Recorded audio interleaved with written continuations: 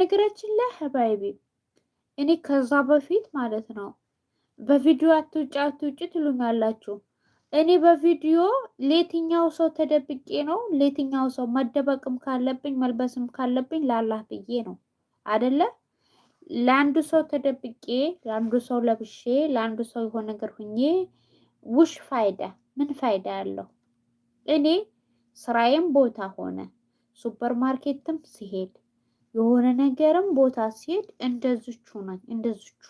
ስለዚህ እንደዝቹ ስለሆንኩኝ ለየትኛው ሰው ተደብቄ ለየትኛው ሰው ወጥቼ ለየትኛው ሰው ምን ኢንዌስ ዘሴም ናችሁ፣ አንድ ናችሁ። የትኛውም ይሄም ሀጀነቢ ነው የሚያየኝ፣ ያኛም ሀጀነቢ ነው የሚያየኝ።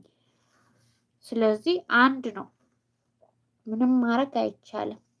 አዲ ሲሰጠኝ አለ ከሰጠኝ ከወፈቀኝ ከሁላችሁም እንደው ድብቅ ብዬ እንደው ለብሼ በመጣበትን ሰዓት ዱአ አድርጉልኝ ማለት ነው። ስለዚህ እኔ ምን አረኩኝ? ለብሻለሁ። በቃ ፊቴ ነው የሚታየው። ምንድን ነው